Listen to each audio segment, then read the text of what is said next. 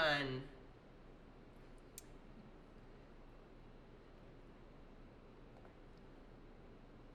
All right, we're just waiting for a few more people to arrive. And we'll get started in just one moment. We've just got a few people connecting at the moment. So welcome to those who have already connected. Thanks for joining us this evening. And we'll get started in just a moment. For those of you who haven't been to one of our webinars before, my name is Olivia Power. I'm the Community Development Officer here at Waterford in beautiful Chisholm in New South Wales.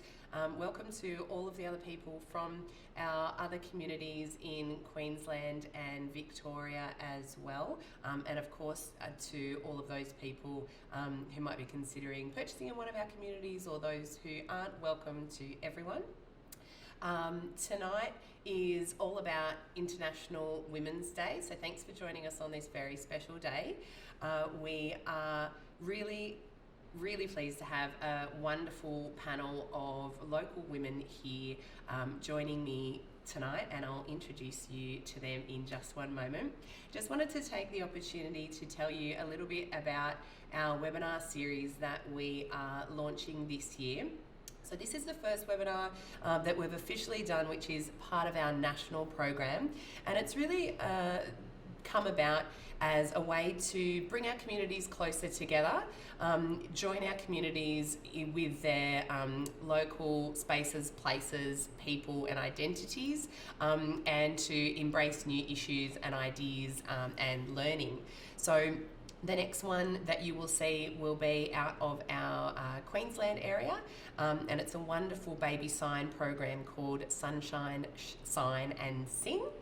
So if you'd like to know more about baby sign and perhaps get your little ones involved, keep an eye out for our next webinar. But tonight, as you know, is International Women's Day. So I'll go ahead, just as we've got a few more people joining, but I'll introduce you to our wonderful panellists. Melissa Histon, hi. Hey, how are you going? Well, thank you. Thanks for being here. Now, Melissa is the founder and CEO of the Got Your Back Sister charity. She's the founder of the Sister Code, which is a community organisation, and she's also a podcast host. She has a podcast called Hey Soul Sister, where she discusses women's issues, which is amazing. So if you haven't subscribed, get onto that one. Mel is all about empowering women to thrive after fleeing domestic violence. So she knows that true change can really only happen when we all stand together, raise our voices and inspire each other. And very impressively, in 2017, Melissa was named Newcastle Woman of the Year. So go you. So next on our panel, we have the wonderful Alana Nixon. Alana is from the podcast Oversubscribed, which is a podcast for women who want to squeeze every little bit out of life. And Alana is a keen communicator. She's an absolute news junkie, and she's worked for herself in marketing and communications for a long time now. She's also a bit of a word nerd and loves languages. I know you studied Japanese at school. What was your other one? German as well. Yep. Very You accomplished. did 2 languages. I had 5 units of foreign languages. Yeah, that's impressive. It's very impressive, isn't it? I know, that's fantastic. Yeah. So thanks for being here, Alana. Thank you. And alongside Alana, we have her partner in crime, Laura Jackel. Hi, Laura. Laura's originally from the UK, is a published writer and academic tutor at the University of Newcastle. She is a regular contributor to one of my favourites, Mamma Mia, and She Said. And she's also had her work published in the likes of Sunday Life magazine, Selector magazine, and The Guardian. So another accomplished panel member, so welcome, Laura. Thank you, it's lovely. So now we know all about these accomplished women and the things that they do, and of course their wonderful podcasts that you can get on board with as well. I'm sure we'll hear a little bit about those experiences with their podcasts and their guests a little bit later on. But first of all, we just wanted to highlight the theme for 2021's theme about International Women's Day, if I can get it out, which is all about calling out gender imbalance and inequality. So something that's important across all areas of our community, all demographics, and all geographies in our country and around the world as well. So I'll ask the ladies to comment on that a little bit later as well as the theme of this year, which is Choose to Challenge.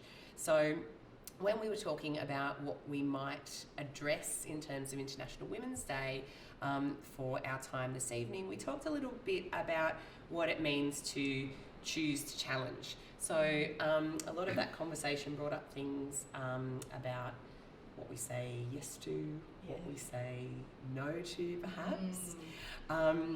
So I guess we'll talk a little bit more about that as well. But Alana and Laura, I really wanted to start with you. Your podcast, Oversubscribed, is really focused on, you know, lots of women's issues, what's important to you as women, as humans. Are you able to share with us some of the inspiring women you've spoken to on the podcast and some stories about them? So many. So many great women. Mel's been on the podcast. She has. Yeah, we're up to season 6 now, so we have interviewed quite a few interesting people. Yeah, sure. So, I mean, there has been so many. Stephanie Thompson we had on, we did an episode about healthcare inequality for women, and that was really interesting, just kind of looking at some of the historic, issues with healthcare for women, how women aren't listened to in the healthcare system, and she went through and survived a really traumatic birth and was left disabled and can only sort of stand for sort of 11 minutes or something, really traumatic injury.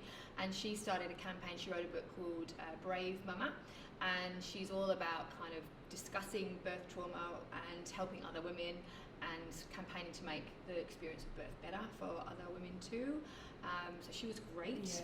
And Raquel James is an engineer from Jamaica, born and raised, but now lives here in Newcastle, and we had her on a show we did around the Black Lives Matter protests that were going on last year, and she was just so passionate about, she's got a son, raising a black boy here in Australia, and how hard, she was really worried and concerned for his future, but she's a strong, fierce woman, and she was just wonderful on the show. Holly Wainwright is head of content at Mamma Mia, and she's an author, published author, and she inspired an episode, Things We Say No To. She wrote an article about her I Don't list, and she was just great because she is kind of real, she just stands up for overwhelmed, oversubscribed women everywhere. Just say I don't to things. She was really fun to talk to on the show. What were some of the things on the I don't list? On Holly's I don't list was she doesn't iron. Which I think a lot of I like that one. Yeah, a lot of women don't iron. She had loads of things. She doesn't do much cooking. She doesn't do much picking up of the kids. Her husband works, has a more flexible job. She has a very full-on job at Mamma Mia, and so a lot of she doesn't know the names of the mums at school pick up. She doesn't volunteer at the school. She felt horribly guilty about it, but just said, you know what, I can't do everything. So she had some great, just to help you feel less guilty as a mum. It sounds like lots of those things are on the traditionally female or women gendered kind of tasks. That's interesting to see that switch, isn't it? Especially when more women are, becoming more and more successful and having more and more of their time taken up in perhaps the corporate life, those types of things. Don't have the time or interest, and they're able to say no. Fantastic. Absolutely. Yeah. Did you have anything to add on that we one? spoke about our own I don't lists after we had Holly on, and that was lots of fun comparing and contrasting those as well. And one of mine is that I don't buy gifts for my children's friends for their parties. They all just get either a movie or a Smiggle gift voucher, and that's it. So I said, I don't have time. Great gifts. They're great gifts. They're great gifts. Yeah. But my daughters have kind of said, oh, another gift voucher. Mum, we always give gift vouchers. And I'm like, I really don't have time to be wandering around the the shopping centre on a weekend going, what is little Johnny like? What is little Mary like? You just need to change that, just give cash. Cash. I just give cash. Kids love cash, so don't complain about that. That sounds good to me. So that was on mine. I don't list it. Yeah. I love it. That's great. Mel, you do lots of women who find themselves in extremely difficult situations, to say the least. So due to, their experience with family or domestic violence. In terms of some of the women that, you interact with regularly, how do you think they would, embrace the theme this year, and what would their perspective perhaps be, do you think? Look, I'll be honest with you. I think that most of the women that we see at Got You Back Sister, they're just trying to get by day to day, to be honest. So we help women and children rebuild their lives after having fled domestic violence, and we run programs, Monday through to Thursday, various programs from educational programs, partnering with RTOs, counselling, workshops, a support group, self-defence classes, a whole gamut of programs and things. And yeah, most women that walk through the door, they're just in doing mode. They're in, you look at the Maslow's hierarchy of needs. They're kind of, at the bottom of that triangle, just trying to get their house established. Trying to make sure that their kids have uniforms for schools, lunches, and from there then it's like, okay, well, how do we rebuild their confidence and self-esteem? So in terms of conversations that we may have around International Women's Day, skewed views of gender roles of men and women in relationships in society, that is a really big cause of domestic violence.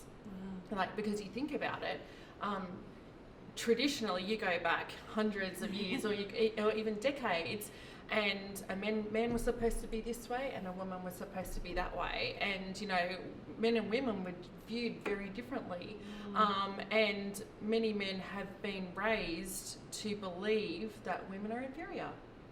Like they have been, and or that they're property. And so you think about that, and then what that view has on a relationship. So the women that we see, they're just trying to rebuild their lives. We can have conversations around International Women's Day, and the women that we see are very aware of, I suppose, from their perspective, of those roles of men and poor views of gender, but they're just trying to get by day to day, to be honest. Yeah, absolutely. Yeah.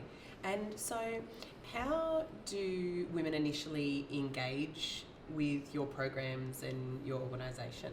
Yeah, look, in a couple of ways. So we take referrals from refuges and other services, because there are a whole multitude of different organisations that may support women that are trying to get out of a violent relationship, like crisis accommodation services. So we will take referrals from them, but we will also open the doors to the general public as well. So we actively will promote our services, because unfortunately domestic violence is one of those things, it really it creates real guilt and shame. For women who are experiencing it, they don't necessarily want to tell family or friends of what they're going through, but they might quietly reach out to us. They may not want to go to a refuge. Many a woman doesn't want to go to a refuge, but she will reach out to us because she sees that we're a safe place to come and get some help and support. Yeah, absolutely. So I guess it's really about working towards erasing the stigma around asking for help as well, is it? Yeah, which is why every year, so we're 5 years old this month, and that's why every year since we started, we do these community campaigns which are around education and spreading that message that domestic violence is never acceptable, because the more we talk about it, the more women are inclined, or first of all, that they realise that what they're experiencing isn't normal, but they're also inclined then to go, okay, there are people out there who can help me. Yeah, absolutely. Yeah. And my understanding is that, you know, those types of situations, sometimes people have a view that, you know, it might affect women more in one particular demographic than another, but that's not really the case, is it? Well, it's interesting that you say that, because we ran a campaign in July last year called I Run For Her, which was, it was called your own, not private run, but we were saying to women and men, people in Newcastle, that on this particular day to go out and do a run and think about what that was like for a woman to be running for her life, to be running from domestic violence. Wow. It was post-COVID, but there were still some restrictions, so we went, you can run your own race, you can walk wherever you want, how far you want. We couldn't hold a fun run, but we felt like you can go and run wherever you want around the city. And what we found, we got a lot of press around that, and a lot of people, we thought 10 people might do it, and we ended up with 150. Oh, wow. But what we saw after doing that campaign was that we had a big influx of middle-class white women Really? knocking on our door, Oh, wow. making appointments to come and get help, because, and you know, quite often we have this view that it's predominantly women from a lower socioeconomic background that violence happens to, but these are you and me. They're middle-class white women, and again, they don't want to tell family, they don't want to tell friends, they're very ashamed, even though it's not their fault, but you know, it's really traumatic, and so we have seen an influx since then. Yeah, which is obviously a shame that it's occurring, but great that you were able to, you know, hold that campaign that, you know, raised awareness, and obviously it's an organisation where people do feel comfortable coming forward, which is the key, I guess. You know, you can, you know, have lots of wonderful programs, but you need those people to feel safe to engage, don't you? Do you know, absolutely, and that they feel welcomed, they feel nurtured, and that we can actually either refer to other services or you know, help them with develop a safety exit strategy or whatever it is that they need. Oh, fantastic. That's just amazing. I'm so glad that, you know, your organisation exists, and especially in our local area as well. It's a real asset. Yeah. It's wonderful. All right. So obviously we've heard about, you know, those types of experiences that, you know, are you know, really, really sad and horrible experiences. And of course, when we talk about gender imbalance and inequality, I think, you know, we've probably all had an experience where, whether it be in, you know, our work environments or our family or friends or socially, those types of things, where we've either felt that we were unfairly, you know, judged or biased against because of our gender, or you know, a family or friend has been. Ladies, do you have any examples that, you know, unfortunately, where you might have experienced that kind of thing? And if so, can you tell us, you know, how you might have dealt with it? Because it's not always easy to choose to challenge. And quite often I choose to challenge on my way home in the car or in the shower the next day. I win all of those arguments, by the way. But yeah, I just wanted to see if you had any personal reflections on that. I think motherhood for both of us really saw that gender imbalance, I guess you could call it, whereby it appeared that the husbands' lives continued as normal, going to work outside the home, but ours were quite different, weren't they? You were feeling the same thing? Oh, definitely. I think, you know, growing up in the 90s, I mean, in the UK, but I'm sure it was quite similar here, I felt like feminism was done. You know, we moved on. Equality was achieved. That's right. Girl power. I had nothing to fight for. You know, I could do what I wanted. I was a modern woman. But then, had kids, or my first son in 2010, and went, oh, hang on a minute. I just felt like my household had suddenly gone back to 1950s, where I was at home. Therefore, I was putting on the washing and getting the shopping, and I was like, I didn't sign up to be the domestic kind of, you know, person in our household, but it just falls to the person that's spending the most time at home, and it's not really a choice. And it just felt like my choices had kind of been taken away without even knowing. So it wasn't even like I could challenge it in a sense, because I wasn't sure what was happening. I think also when you have your first baby, you're really at a vulnerable stage in your life. You don't really always, I certainly didn't at the time, know what to ask and how to ask it, and whether or not that was normal, what I was feeling. So that was definitely motherhood, taking a while. And I think the post-Me Too era, I've learned a lot as well, and also the income inequality. Also, there's a lot of things I probably didn't challenge when I was younger. Like we now know that women earn a lot less than men, often for the same work when they have the same qualifications and the like. So that is clearly a gender imbalance, and I think one I've learned a lot more of in this past few years, actually, as people have been discussing more. I think social media has certainly helped us share our stories and realise where there are patterns of gender imbalance, unfairness, all those kinds of things. So yeah, absolutely. And I think as well, when I think about when a lot of people talk about pay discrepancies and those types of things, it is easy to kind of, sometimes you can compare apples with apples, and you can say, the same person with the same qualifications and those types of things. And quite often there will be a difference, and sometimes there won't be. But I think sometimes what gets left out of the conversation, and which is a more complex conversation, is those parts around the kind of institutional kind of disadvantages.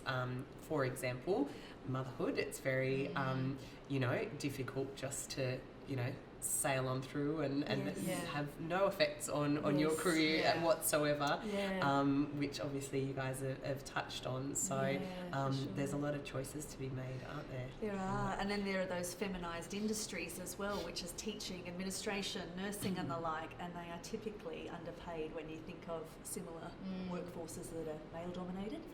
So we kind of think we've come a long way, but we also recognise there's a lot of work to do, really.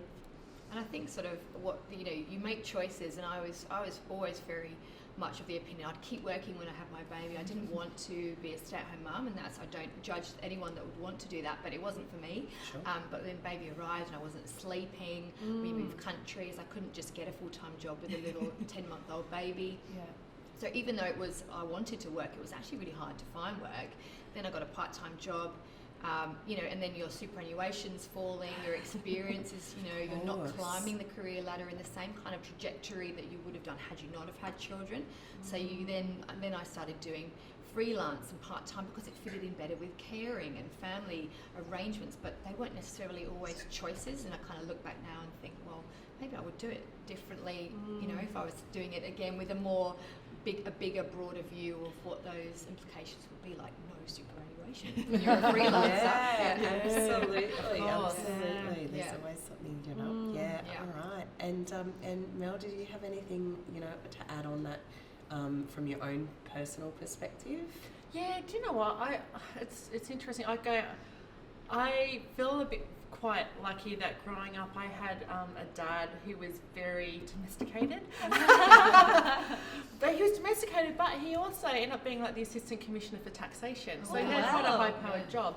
But he was a very, great hands-on dad, did a lot around the house. And I ended up marrying a man who is very good around the house. He actually does more than me. So I kind of am lucky from that perspective.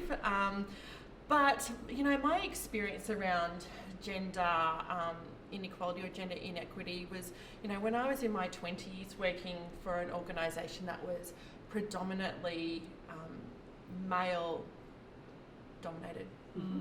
To be honest. So I was in my 20s. Most of the men that worked there, and they were mainly men, were in their 50s and 60s.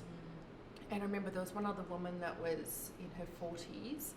And the way they spoke to me, the way they disrespected her, and the way they would talk about her when she wasn't around, and she never knew, and they would say it in front of me because I was in my 20s and had no voice then. When you're in your 20s, I was so intimidated by them. It was really awful. And they were foul. I look back now and I just go, they were just foul. They would say inappropriate things. A couple of them tried to hit on me.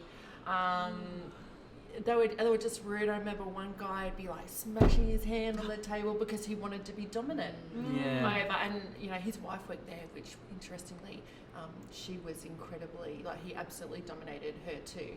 And I go, so that has probably been my experience. And I remember when I left that place, I went and spent 3 months working for Samaritans in their marketing team, and it was the most healing thing to do because they were so lovely. They're a non-profit. They were so lovely. But I remember thinking, I will never put myself in that situation again. And if anything, it did make, I'm not condoning their behaviour at all, but it made me a stronger person because I was like, I will never let that happen to me again. And you know what? And it never did. Good. It never did. Yeah. I wonder, though, sometimes when someone has had an experience like that, like you did, whether they then find themselves limiting their choices in terms of, you know, where they want to work and what they can do. So again, although, you know, you're choosing to challenge and say, no, I'm not going to put myself in that position, unfortunately, unless you can find, you know, somewhere where the culture suits you and how you like to work and how you want to be in the world, it can again be limiting, can't it? Do you know, absolutely. And you know, and it's funny, when I think about International Women's Day, I don't think I'd ever heard of International Women's Day when I was in my 20s. I've only heard of it in the last, probably, I reckon, 7 or 8 years. Never heard of it back then. And certainly, you know, we talk about choose to challenge. I just did not have the confidence in my 20s and in that situation as well, because they were really awful. They were awful to each other. It was just really toxic. It was really toxic. Not and nice. I haven't really found my voice until my 40s. You know, and you know, founding a charity, and so, you know, now I think the choose to challenge is awesome because we do need to speak up and we do need to challenge. And I wish back in my 20s I would have had the knowledge. I, you know, maybe would have known a bit about International Women's Day and or had those conversations. But I don't recall any women having those conversations back then. No, I think it's such a great thing that it has come to the fore so much more. I think certainly, you know, from my perspective, social media seems to have helped that in terms of it just being more visible and the themes being more visible and having that conversation, which is great. And I think as well, you know, it's important for women to have those conversations, but it's important for everyone to have those conversations because, you know, equality is about everyone. Obviously, it's about addressing inequities. I agree. And do you know what I think as well? I think that mums talk to their daughters, or aunties talk to their nieces, or grandmothers talk to their grandchildren, teachers talk to their students, have those conversations, because I don't recall anybody ever having that conversation with me. So when I came up against that, I just didn't have that. So people, if you're listening, if you're watching, have the conversations. It's really important. Yeah, absolutely. I would even go so far as to say that, you know, from my perspective, I was absolutely brought up in a feminist household. You know, Dad's a card-carrying feminist. And I was taught to have those conversations. But you know what? It's still hard. It's hard. And it also doesn't make you immune from when you do, you know, choose to challenge in a polite and respectful way where you're wanting to genuinely engage with someone, you know, and try and inform or just open that conversation. Sometimes it doesn't go well. No. And absolutely. And it can be really difficult. So I think it's really important for us all to acknowledge that sometimes, you know, when somebody does challenge you, it's challenging. And it can be awkward. And it can be uncomfortable, especially if it's someone that you have a close relationship with, or if it's a complete stranger. So I think if the more we can talk about how it's okay to have those conversations, hopefully we can all agree to, you know, not get our nose out of joint when someone might be challenging us or we might be challenging them as well. And to know the words to use as well. I think in my 20s, in the workplaces and things like that, I didn't know how to challenge those little things, and I feel like I've got 2 daughters and I really hope to be able to give them the language that challenges you know, whether it's discrimination or sexism or whatever, but in a productive kind of way, because I think for so many of us, when we are challenged or maybe we're harassed, assaulted, whatever, we don't know how to respond, and I think maybe that could be the next step for a lot of us, is to learn how to manage these things as well. Yeah. I think because for so long women have not been listened to, kind of in a broader sense, and I think even, you know, it's such a new concept for us to be able to challenge and be listened to. You know, you think even just like popular culture, when we grew up in the 90s, the films that were being made then, if you watch them now, some of them are hideous, and you think, how is this how was I watching this as a 20-something and not being outraged by, like I sat down and watched The Nutty Professor with my son Toby, and just some of the attitudes to women in that film, which is not that old, was just appalling.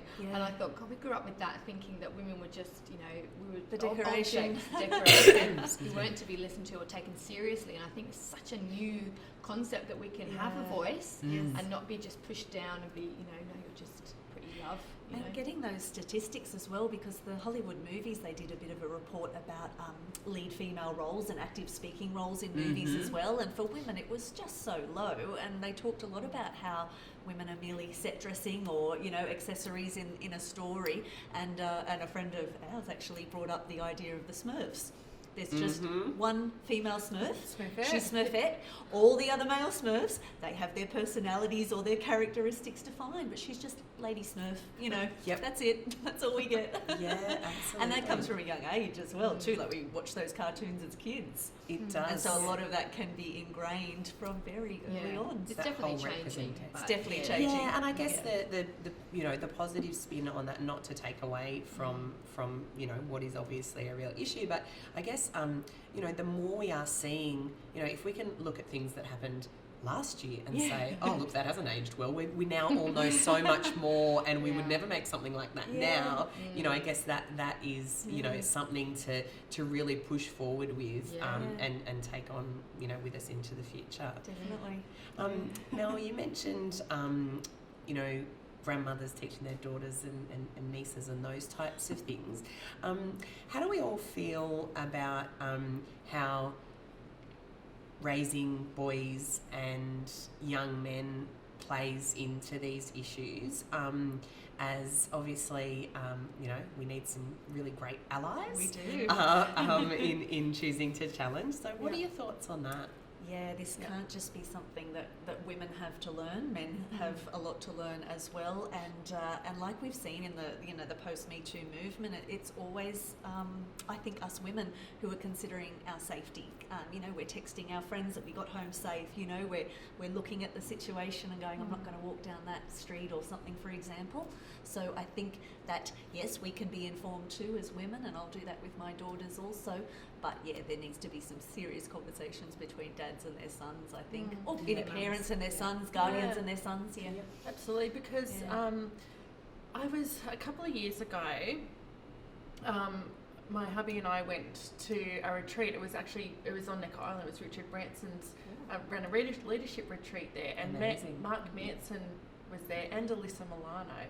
So we were all there was 20 of us sitting around having a conversation around the Me Too movement and around men. And it was interesting that Mark Manson said, so before he wrote the Salad of Not Giving a he wrote, for a while he blogged about like giving dating advice to men. Did he? Yeah, so he started off as a blogger, and he was saying, and because of that, he said he gets men contact him all the time. Wow. But he now has a team of people that actually field his emails for him. But he said that they are really confused. They're really confused about relationships, about their role in the world, because their fathers, you know, traditional fathers are telling them one thing, society is going with the Me Too movement and education around gender roles and international women saying that, going, that's not acceptable, and that they're kind of a bit lost because they don't really know what the right way is. They're learning this but seeing that. So I think I agree with you. I think now more than ever, you know, having the conversation and in terms of boys growing up, teenagers growing up, yep, you know, men are role models to younger men, but really it needs to be that whole conversation going on in families and schools as well. Yeah, absolutely. Yeah, the schools can't shy away from that, and unfortunately I know a few schools where stuff has gone on and they want to shy away from that and not make it their responsibility, but it's a tough issue, isn't it? And it is unfortunately sometimes easy for people to shy away from. So I've got 2 boys. So I've got a 10-and-a-half-year-old and a 4-year-old. So 4-year-old, you know, he's just doing his thing. But Toby, who's going to be 11 this year, I often have conversations. He knows I'm a feminist, and we talk about all sorts of things. And we were watching something on Netflix recently, and Cobra Kai, which I love that. The Karate Kid, Next right? Gen, for those who don't know. It's great. It's good fun, and so it refers back to the 80s a lot and how inappropriate the 80s was. And the main character he's full of inappropriate sayings about karate, but also women.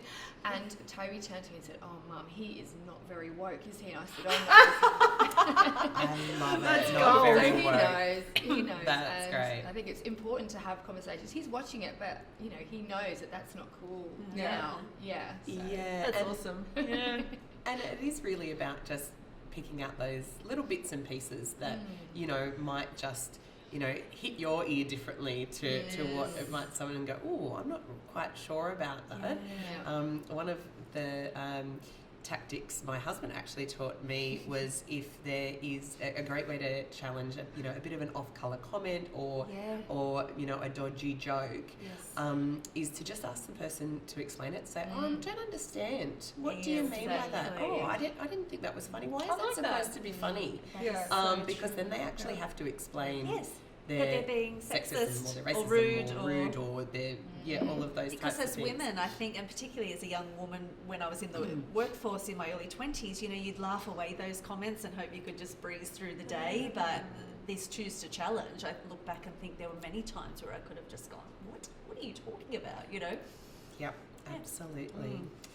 Well, it's good to see we're including, obviously we really want to include men and boys in the conversation as well, Totally. because it's absolutely crucial. Excellent. So, what kind of advice do you think you might give to men or boys or anyone who's not a woman that wanted to choose to challenge and wanted to be a great ally and help us out? How do you think what do you think the best ways that they can do that, big or small, day to day, or on the larger spectrum would be? I'd ask them to consider how they avoid being assaulted or how they stay safe in their day-to-day life.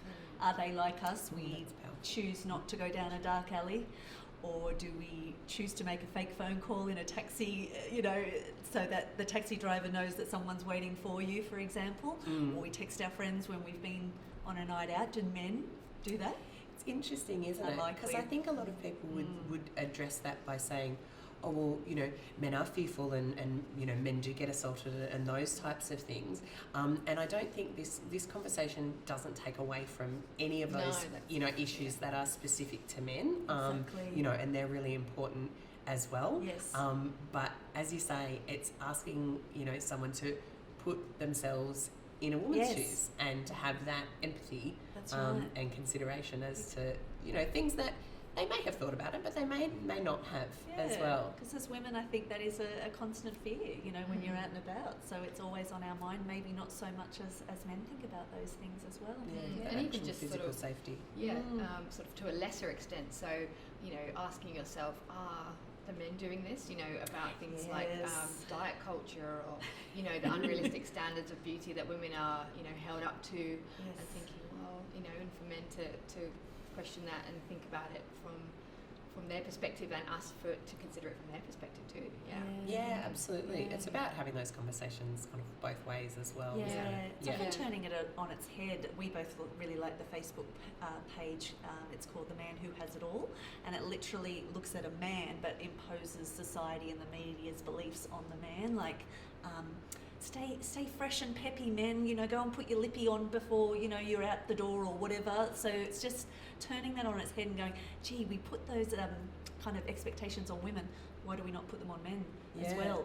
And Mamma Mia today did a great homepage whereby they spoke about Dave Hughes, the comedian. The headline was, Dave Hughes is letting his hair go grey, and he talks about it. And then Leonardo DiCaprio, still unmarried, still looking for the right woman. Poor Leo. It really turned it on its head, and we had a laugh about that. Yes. And I think when you introduce comedy or turn something around, I think that is where men perhaps can see the ridiculous expectations that are often put on us. Humor's a great tool, isn't it? Yeah. Absolutely. What are your thoughts, Mel? My thoughts. Can we open the question again? Just in terms of, what would you say to men or boys as to how they can, challenge or call out poor behaviour and those types of things? Yeah. So, Javi and I have had a few conversations around this, and it was probably sparked from that trip that we had over this, and we're actually talking about, especially when you're out socially and you hear blokes at the pub, some of the talk that goes on, you get a few beers under their belt, and the conversation can get pretty sexist, pretty racist, pretty nasty. So we were kind of talking about that, and he was kind of saying, as a bloke, it's actually really hard to call your mates out. It's actually really hard to call your mates out, but it's something that needs to happen. And there was a local filmmaker, I think it was about 3 years ago, Owen Burns. Is that 360 Degree Films? I think it is. Yep. And he made, the name. And he made a great film, which was just like a short commercial sort of thing that was just about that. And it was the scenario of blokes at a pub. And it was really great because it illustrated for men how they could do and say things, if they heard their mate saying something, that was really inappropriate, and then how they could call that out. Yeah. You need to actually find the film and look it up on YouTube or whatever, because I remember watching that at the time and thinking, this needs to be a bit of a resource for men, because it is really hard for them to actually call their mates out, especially when we've got decades and decades and decades of a certain culture, like a masculine culture. Absolutely. And I think we're talking about using humour as a tool to kind of diffuse those types of situations. I think men quite often have the particular challenge that their mate might be saying something that is really funny, and everybody thinks it's funny, and it's just a joke. Exactly. So they're then having to be Debbie Downer, and that is a hard position to be in. And do you know what I do love is that since starting Got Your Back Sister, I've heard more and more men come up to me and say to me, I have a daughter, I have sisters, I have a wife who I adore, and actually I don't want to hear that, and I don't want to see that. And I think, so quite often, we will have those conversations, at Got Your Back Sister, when we're doing our education campaigns, because I think that certainly does resonate. Yeah, absolutely. With men. Yeah. We might try and find that video, and we'll put it, a link to it on the Zoom as well. One of the ones that I've heard, I think it was going around on social media a little while ago, was #NotCoolMan. So, just a simple, not cool, man, is sometimes all it can take. That's great. I'm sure there was a government video as well that went, and it was just a kind of sleazy looking guy that was looking at a girl on a bus or something, and the man just kind of saw what was going on and just stood in front. So it was kind of just clocking the bad behaviour and just doing something really simple like just blocking the view, not even intervening necessarily, but just kind of making the other man aware that that's not cool, man. And isn't that true? It's probably just, men realising where they may be intimidating to women, even if it is innocent.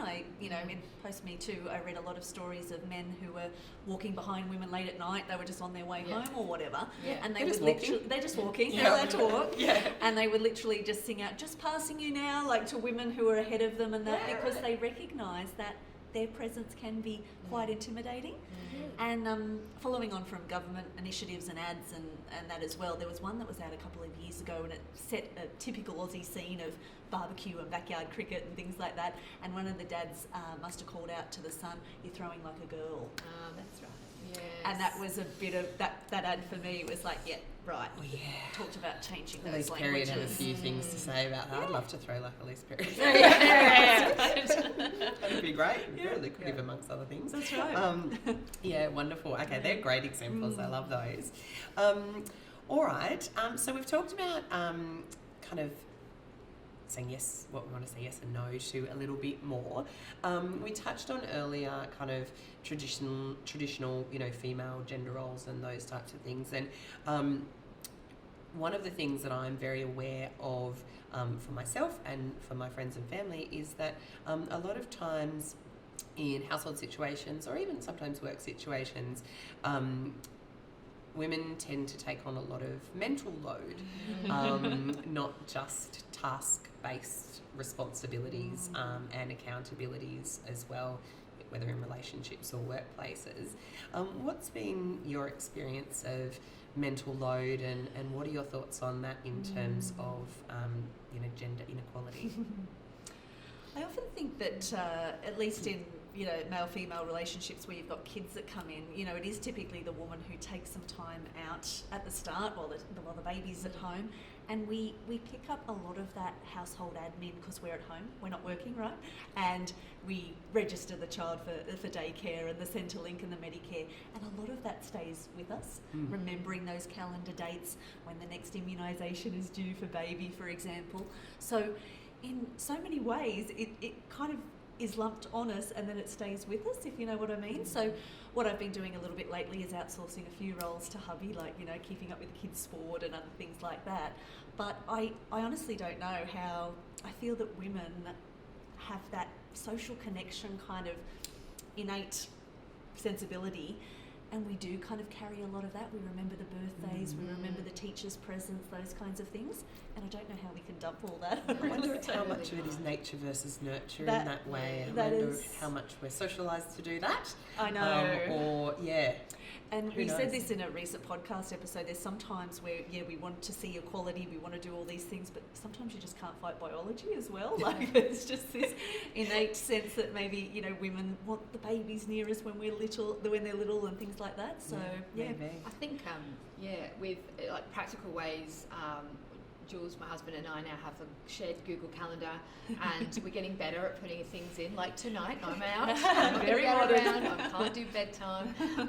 And so just so that we know where we are, who's working when, and that kind of thing, just so that it's there, because otherwise, I just carry it in my head and then might forget to tell him he's bad with dates, and I'm bad with dates. It's bad. And also something else in terms of mental load is, you know, shifting responsibility to your partner, but also my son, I mentioned before, Toby, now cooks one night a week. There's no reason why he can't do that. Great. That's He's great. 11, he's perfectly able to, you know, make up some tacos, and it's also, he's quite interested in it. I think we're just sometimes bad at kind of letting go, maybe. Delegating, Delegating. And sometimes it can be harder to get it started because you think, it's too hard, you know, like I'm going to have to stand there. It's easy just to do it myself. Yeah, easier just to do it myself, which is bad, and we shouldn't It's be terrible. saying that. Yeah. Yeah. Absolutely. What are your thoughts, Mel? I don't have any issue with that. I'm hopeless with all of that stuff. I really am. My husband and I go, oh damn, it was Lexi's birthday yesterday. We went None of us remember. That's a good strategy. Just don't do any of Just it. don't do it. I was like, I can't relate to that at all. I love it. So those are some things that we might be trying to say no to more, or trying to shift some things. Yes. What are the things that you would like to say yes to more, perhaps in the coming year? That might be saying yes to yourself, or just, you know, positive steps. It might be in relation to these issues that we've talked about. It might be something completely different. yes to more time away for me. I think I'm with know, you. Yeah, I'm me with you. too. I'm with yeah, like my girls are at school age now, you know, they're quite manageable, and I just think, yeah, it's time. So that's what I'm probably looking for. Like fun time, like Yeah. just away. Could be girls' weekend away, could just Yeah. be a whole day shopping for me, maybe. Yeah, Yeah. no, that sounds really good.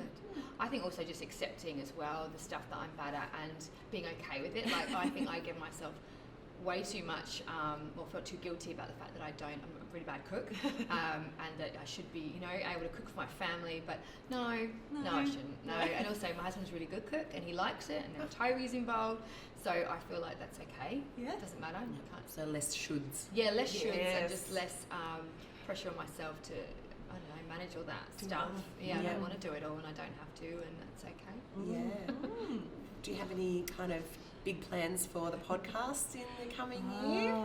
We want to talk to more interesting women, of course, because that's what we do. But probably some who are quite big names. We're gunning for some big names, and we've already messaged a Spice Girl, just waiting to hear back. Excellent. Happy days. But we recently had Tova Lee on the podcast. She has 1.5 million followers on Facebook. Wow. She's based in the UK, and she does a lot of great comedy skits about being a mum, being over 40, like kind of our thing. And that was really great. So yeah, we're just looking for bigger names and a variety of different topics this year. Yeah. Fantastic. Yeah. Mel, what are your plans for? Well, you've got your podcast, you've got the community, you've got your not-for-profit. What are you wanting to say yes to, and what are your plans? So in January, I spent a lot of time reflecting, and my plans for this year are to actually try and simplify everything. Love it. So because it's I'm like running constantly. So I'm all about how can I simplify my life and Pare it all back. yeah, and that's that's about getting help. Yeah. Getting help. Yeah. Yeah. Yeah. So across everything Like at the it. moment. Yeah. Yeah, excellent. Yeah, oh, that's that's good. wonderful. I like that very much. All right, wonderful. So we're getting close to the end of our time. Is there anything that we haven't covered that you really wanted to let our communities know about, whether it might be your thoughts about International Women's Day, or where we can like and subscribe to your podcasts? Yeah, sure. Well, we are on all of the podcast apps. Just search for Oversubscribed, and we're on Facebook and Instagram too. I don't think there was anything else I wanted to add. What about I you? guess just with the Choose to Challenge theme, Yeah. I kind of like drafted this kind of angry Facebook post today, and I didn't post it because I thought, oh no, I wasn't quite the, maybe I was in a bad mood. But I think it is really important for women to be able to be angry and challenge and say, you know what, enough is enough, and it is time for us to speak out and have our voices heard more. And whether that is, on serious issues like sexual assault and trauma, or if it's just because we're sick of feeling disadvantaged by kind of the way that a lot of society has been set up in the past for men and by men, and we need to start questioning it a little bit more and making our voices heard, which is something I personally am quite bad at, and I'm trying to get better now. Into the 40s. Yeah.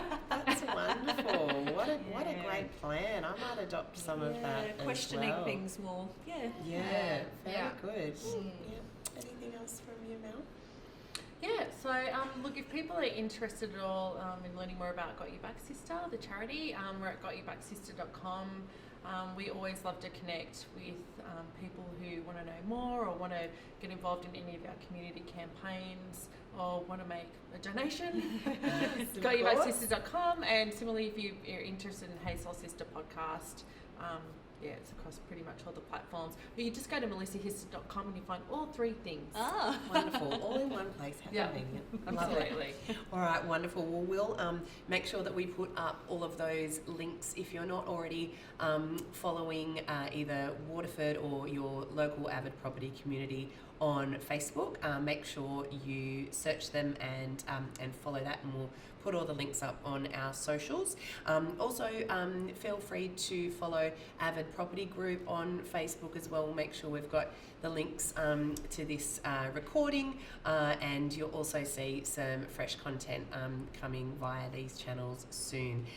Also, please keep your eye out for our next webinar in the series, so Sunshine, Sign and Sing will be coming up in the next couple of months. Thank you so much for joining us this evening. Thank you, ladies. It's been wonderful having you here. Happy International Women's Day, everyone, and enjoy your evening. Bye.